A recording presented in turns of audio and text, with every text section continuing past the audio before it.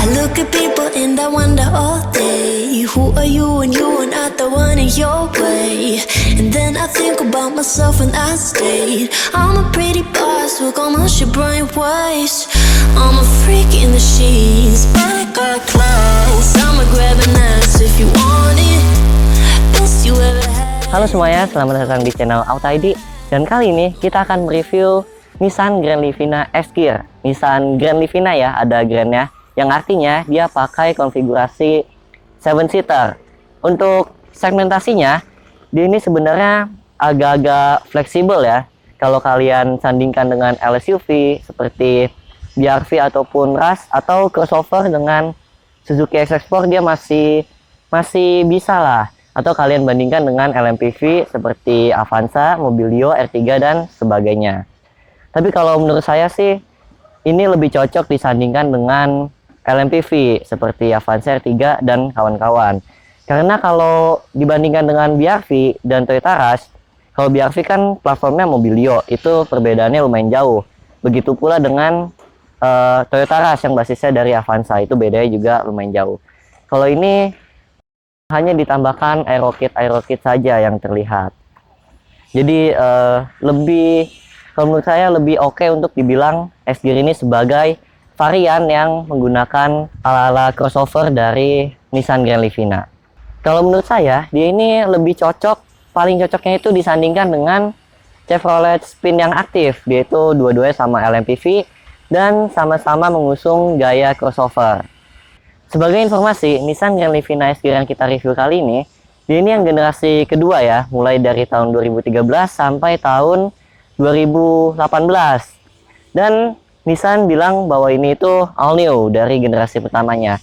Tapi kalau menurut saya ini gak all new banget, karena dashboardnya itu bentuknya masih serupa dengan yang lama. Nanti kita bahas lebih lanjut di bagian interiornya. Di bagian depan, perbedaan antara Nissan Grand Livina biasa dengan yang S-Gear ada di grill yang baru. Kalau Grand Livina biasa dia kan full chrome ya.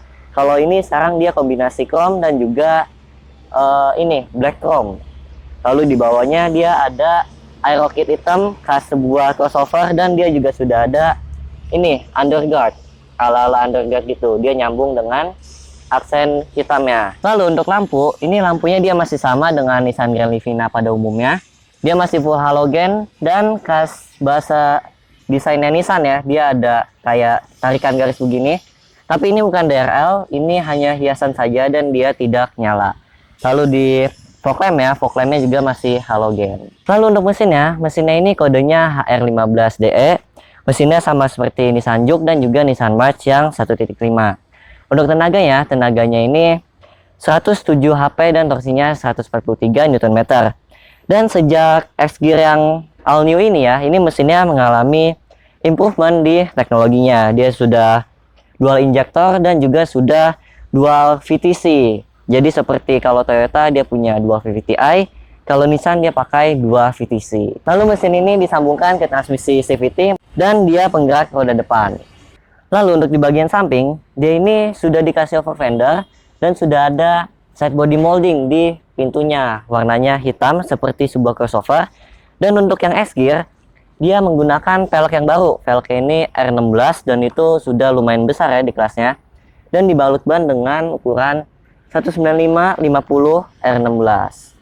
Lalu ini desainnya dia juga khasnya sebuah crossover. Dia maco dan gagah gitu, berbeda dengan Grand Livina yang XV itu kan modelnya dia cenderung elegan. Kalau ini cenderung lebih wild gitu kesannya. Lalu kita lanjut ke bagian samping lagi.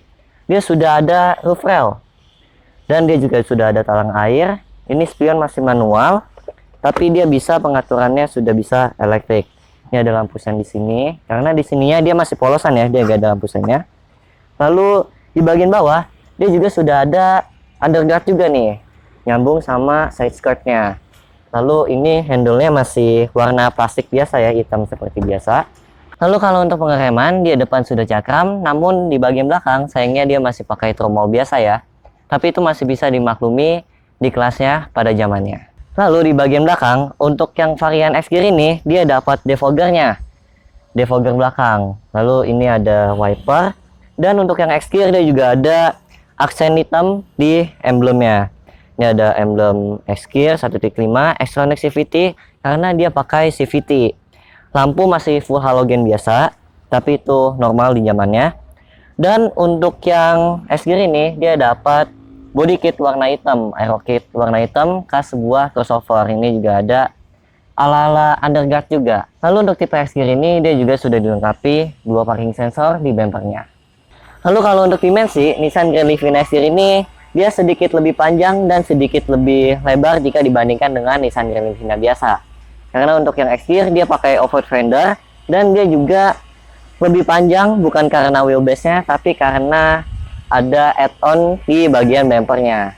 Dan dia juga sedikit lebih tinggi karena bukan karena ground clearance ya, ground clearance-nya dia masih sama 175 mm, tapi karena dia ada roof rack-nya. Roof rail-nya ini yang bikin dia sedikit lebih tinggi dari Nissan Grand Livina biasa.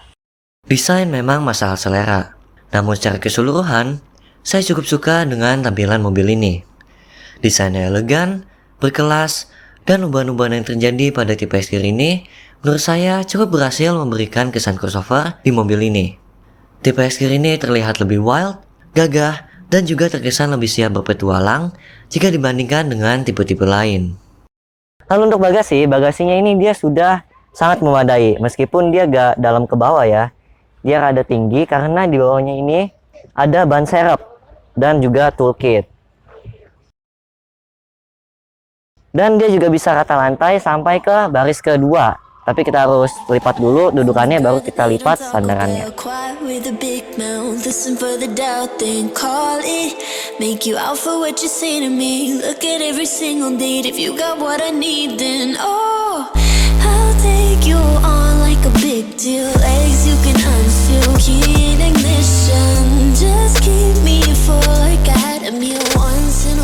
Sekarang kita bahas interior Nissan Grand Livina X-Gear ini ya.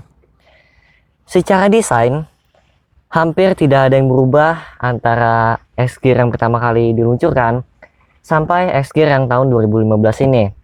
Desainnya dia masih sama, bentuknya sama, pepaduan warnanya dia juga sama. Untuk yang X-Gear dia pakai hitam dan ada aksen silver, itu juga masih sama dari yang dulu sampai sekarang. Yang berbeda hanya di instrumen cluster, setir, jok, motif panel soft touch di sini dan juga head unit. Sisanya masih serupa. Panel AC juga masih sama seperti yang lama. Untuk yang X-Gear dia ada defogger belakang. Ini ada ventilasi AC mau dari kepala mau ke kepala kaki atau kaki aja. Belum ada defogger depan, hanya defogger belakang khusus untuk X-Gear. Ini ada pengaturan kecepatan kipas. Ini ada pengaturan ventilasi.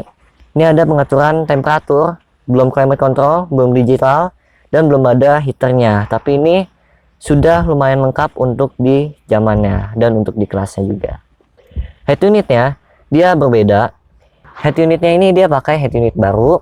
Inputnya dia sudah lengkap, bisa Bluetooth, bisa CD, bisa DVD. DVD-nya dia sambung ke monitor belakang sini. Bisa SD card dan bisa USB dan juga AV-in di dalam glove-box-nya. Untuk kualitas suara dia lumayan, tapi treble-nya dia kurang karena dia belum ada tweeternya.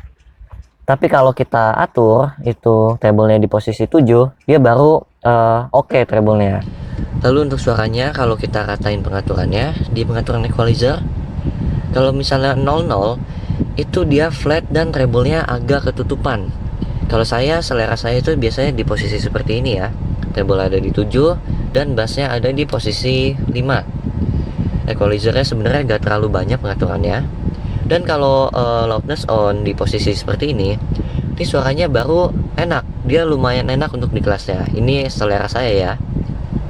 Dia treble-nya baru keluar. Lalu bassnya dia biasa aja, stagingnya dia lumayan. Dan yang enak ini di vokalnya. Midnya ini dia manis, sweet, dan meskipun posisi seperti tadi ya, ini kan harusnya V-shape ya. Pengaturan seperti ini harusnya V-shape, tapi vokalnya ini masih enak, masih terdengar jelas. Yang kurang justru ada di separasi antar instrumennya. Dia ini suaranya masih kecampur aduk masih lebih oke Veloz untuk separasi antar instrumennya, karena kalau Veloz kan dia ada tweeternya ya, kalau ini dia nggak ada, jadi masih campur-campur gitu suaranya. Let's take it slow. Where you go, I go too. And if you hit the bottom, I'm going down with you. Let's take it slow. Who cares where we gotta be? You know you'll have a good time wherever you're with me. Let's take it.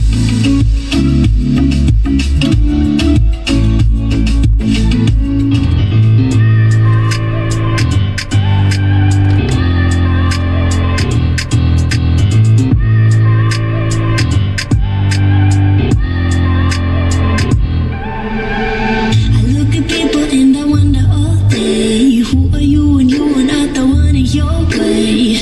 And then I think about myself and I stayed. I'm a pretty boss who got my Oke, jadi itu tadi tentang head unitnya.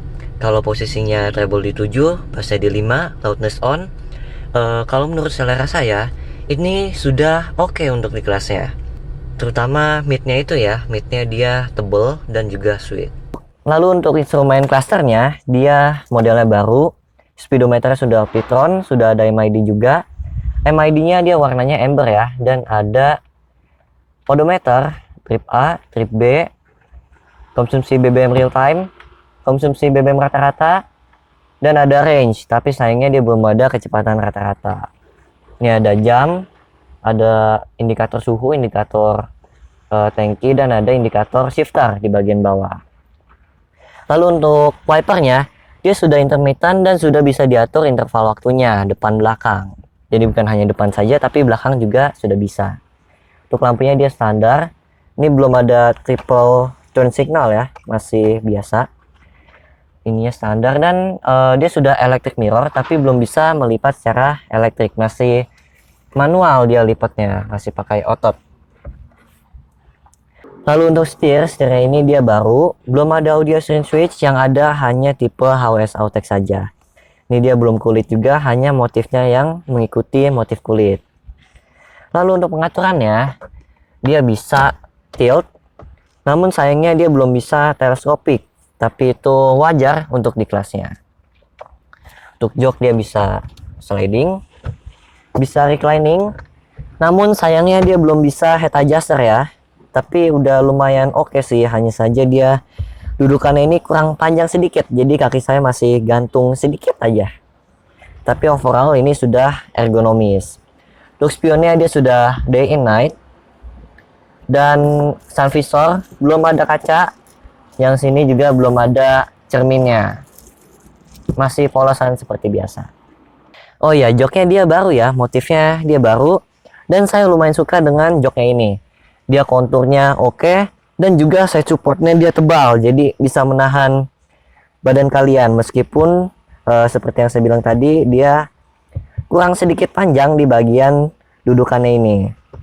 Dan saya juga suka dengan pemilihan bahannya. Dia kain, tapi kainnya ini dia lembut, tidak seperti fabric yang kasar gitu. Ini dia lembut kainnya. Yang saya tidak suka dari interior mobil ini adalah kepraktisannya.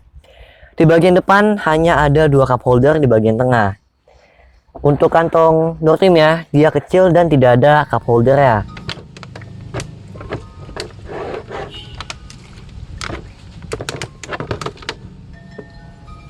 Ini juga penyimpanannya tanggung. Paling hanya muat receh dan juga kunci. Di sini juga tanggung tempat penyimpanannya. Untungnya untuk glove box dia lumayan besar. Lumayan dalam, dalamnya ke depan ya, bukan ke bawah. Dan di dalamnya ada tempat untuk colokan USB dan juga aux. Belum soft opening, tapi itu wajar. Dan ini dia tidak ada center console box, jadi masih polosan biasa. Ini untuk AC belakang ya, bukan center console box. Lalu di bagian kanan dia sudah power window di keempat sisinya. Namun dia belum auto up, jadi masih auto down saja. Kalau ingin naikin, kita harus tahan tuasnya sampai mentok. Ini ada tombol door lock.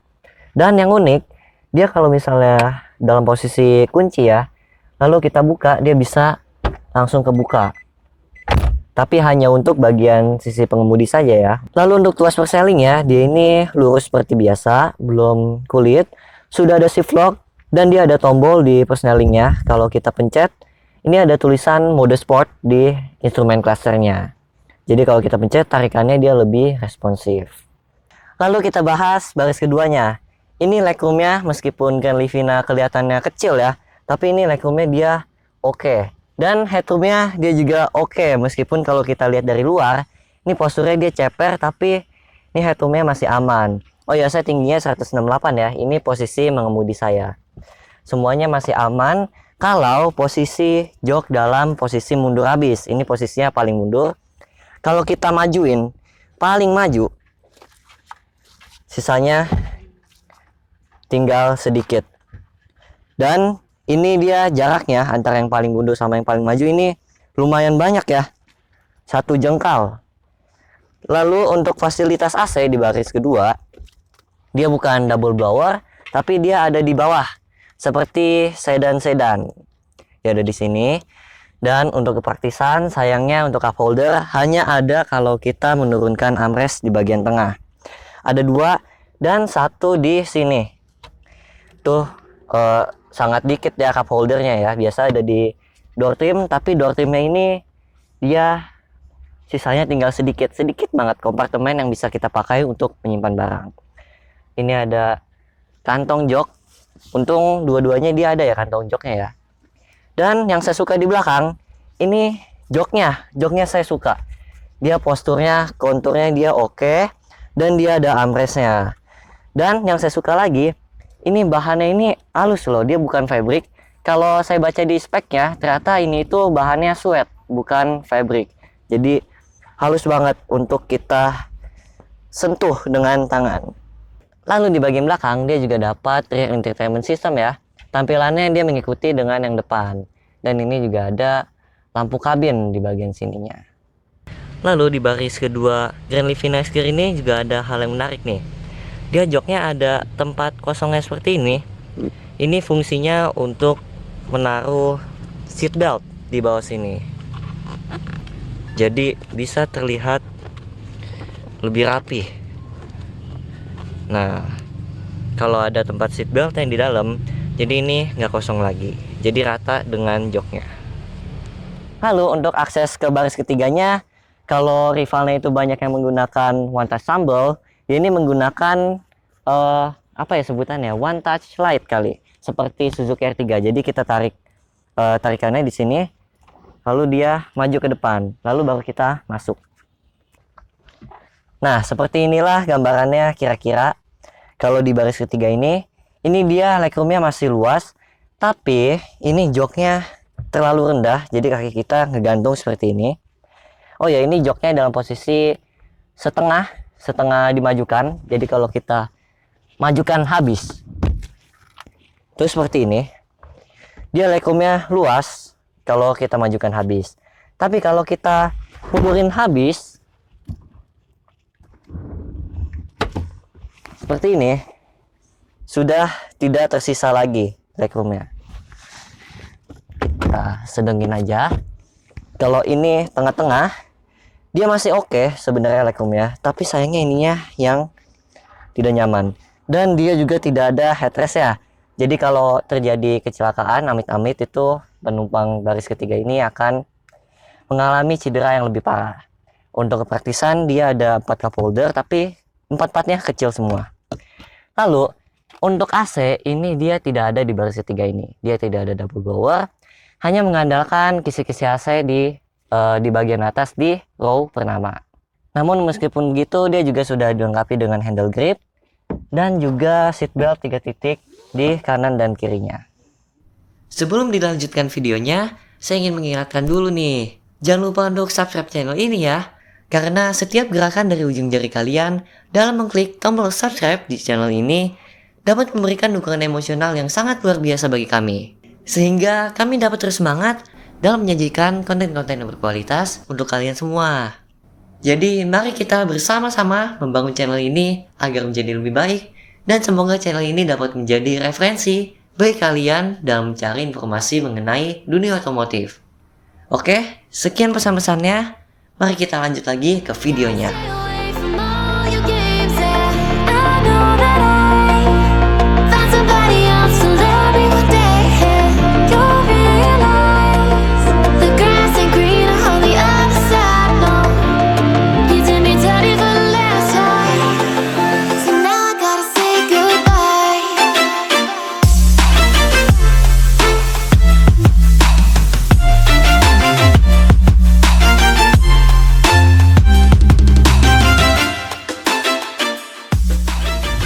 Kita bahas rasa mengemudinya. Kita mulai dari driving positionnya dulu ya. Dia ini driving positionnya dia cenderung rendah dan mirip-mirip seperti sedan gitu. Tapi meskipun kita duduknya rendah, dia dashboardnya juga rendah. Kita tidak terintimidasi oleh ketinggian dashboard. Ini dashboardnya masih rendah, jadi visibilitasnya dia oke. Meskipun ini pilar A-nya yang bagian bawah ini ada tebel, jadi agak kehalang di bagian sono, tapi sisanya masih oke. Ke belakang oke, depan oke, samping masih oke. Hanya ini aja sedikit. Untuk ergonomisan, dia juga oke untuk di kelasnya. Meskipun setirnya belum bisa teleskopik dan joknya belum bisa diatur ketinggiannya. Tapi ini aja sudah oke. Tapi komplain saya tuh ada satu. Joknya enak, set supportnya oke, konturnya oke. Tapi dia ini dudukannya itu kurang panjang gitu, kurang panjang sedikit aja. Jadi kaki saya masih gantung. Kalau bisa dipanjangin lagi sedikit, ini enak banget. Sangat enak untuk di kelasnya. Lalu kita bicara handlingnya. Nissan Grand Livina X-Gear ini, dia handlingnya salah satu yang terbaik di kelasnya. Di kecepatan tinggi, dia juga masih stabil. Untuk pindah jalur ini masih enak. Dan body rollnya juga minim. Untuk steeringnya, dia memang khasnya IPS kelas ini.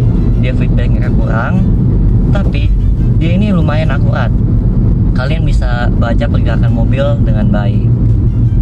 Meskipun untuk di kecepatan tinggi, dia ini setirnya masih terlalu enteng ya. Tapi ini bagus untuk di perkotaan. Jadi manuvernya bisa lebih mudah. Tapi kalau kalian bandingkan dengan Honda Mobilio atau Honda BR-V, setirnya ini responnya masih lebih bagus BR-V dan Mobilio ya. Dia sedikit ada di bawahnya. Tapi ini juga sudah oke. Lalu untuk kenyamanan ya, berterima kasihlah kepada postur mobil ini yang cenderung rendah, sehingga center of gravity-nya juga lebih dekat ke aspal. Jadi meskipun body roll-nya minim, handlingnya bagus, tapi itu semua tidak mengorbankan kenyamanannya. Grand Livina memang sudah terkenal kenyamanannya. Grand Livina sama X-Gear masih sama ya basisnya ya. Dan di X-Gear ini juga sangat nyaman. Dia suspensinya emang nggak empuk-empuk banget ya, tapi dia lembut dan bisa meredam guncangan dengan baik. Lalu kalau kalian tanya tentang tenaga mesin ya, kita coba ya, kita bejek.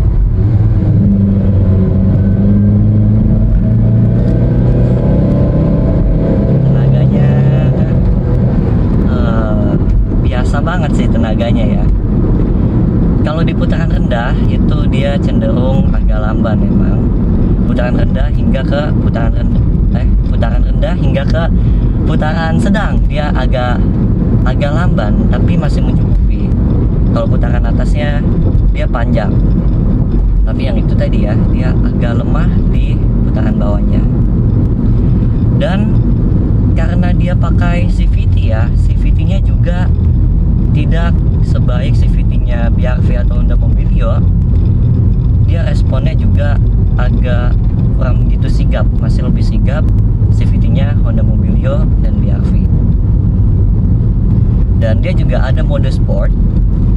Mode sportnya dipencetnya di sini seperti tombol overdrive yang biasa di mobil-mobil matic seperti biasa.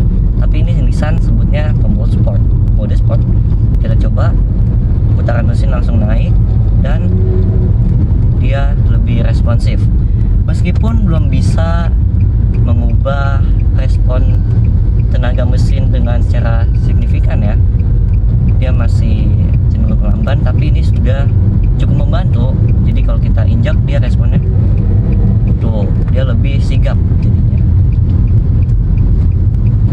kita bicara kehematannya ini dia irit, bisa dibilang irit banget nih. Untuk 1500 dalam kota bisa 1:12, itu juga ada macet tuh dalam kotanya.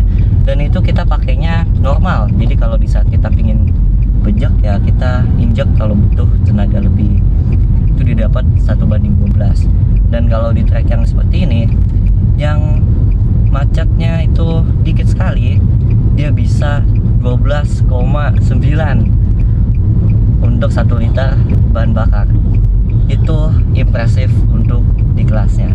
Dan untuk rute tol dia bisa 1:17, itu juga hemat banget. Bahkan kalau kita lebih konstan lagi kecepatannya, dia bisa 1:19 atau 1:20. Dan itu angka yang impresif untuk di kelasnya. Dan itu juga karena dia menggunakan transmisi CVT, yang CVT-nya ini karakternya lebih mengedepankan kehematan bahan bakar daripada responsif tenaga mesin. Dan kalau kita konstan kisaran 90 km per jam, dia RPM-nya ada di 2000-an ke bawah sedikit. Itu juga lumayan rendah ya RPM-nya. Maka dari itu dia bisa mencatatkan konsumsi BBM yang baik. Oke, update ini konsumsi BBM dengan kondisi jalan yang seperti di video. Ini dia bisa 13,3. Itu angka yang impresif untuk di kelasnya. Emang untuk kehematan, Grand Livina ini salah satu yang terbaik di kelasnya. Lalu untuk peredaman kabin, kalau menurut saya ini juga sudah oke untuk di kelasnya. Dia sudah lumayan kedap, suara dari luar kedap, suara dari mesin juga lumayan kedap. Yang agak mendominasi itu suara kolongnya. Tapi untuk di kelasnya itu juga sudah hening kabinnya. Kalau kalian bandingkan dengan Mobilio lebih masuk suara kolongnya. Jadi kesimpulannya, untuk perihal pengendaraan, Nissan Grand Livina ini dia unggul di segi handling, kehematan, dan juga kenyamanannya. Namun untuk tenaga dia memang bukan yang terbaik ya. Bahkan kalau kita bejek dia juga gak ada jambakannya gitu, gak ada tarikannya gitu, dia gak ada, cenderung lebih halus. Dan itu juga segi positifnya ya, dia pengendaraannya halus rasanya karena CVT-nya ini.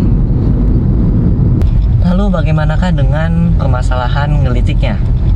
Saya sudah lumayan banyak nyoba Grand Livina, mulai dari yang versi lama hingga yang versi ini. Kalau yang versi lama dia memang ngelitik meskipun sudah pakai Pertamax. Tapi kalau yang versi ini yang udah 2 injektor, saya sudah mencoba 3 Grand Livina versi ini, dan 3-tiganya tidak ada yang mengalami gejala ngelitik meskipun pakai Pertalite. Itu bukan pakai Pertamax, pakai Pertalite. Jadi bisa auto disimpulkan bahwa untuk Grand Livina yang versi dual injektor ini yang sudah ada improvement di bagian mesin, itu sudah tidak ada gejala ngelitik lagi. Jadi kesimpulannya, mobil ini masih sangat layak untuk kalian pertimbangkan karena dia punya desain yang bagus, handlingnya mantap, dan kenyamanan selayaknya sebuah sedan. Dan ditambah lagi kehematan BBM mobil ini itu sangat hemat ya di kelasnya.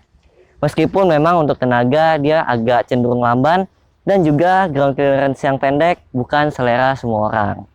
Dan ditambah lagi dengan harga bekas yang sangat menggiurkan, membuat mobil ini menjadi semakin menarik untuk kalian lirik. Sekian review saya tentang Nissan Grand Livina S-Series ini. Jangan lupa untuk like, komen, dan share video ini ke teman-teman kalian. Dan jangan lupa juga untuk subscribe channel ini agar kami tim Atwal ID dapat terus semangat untuk membuat video-video yang berkualitas untuk kalian semua.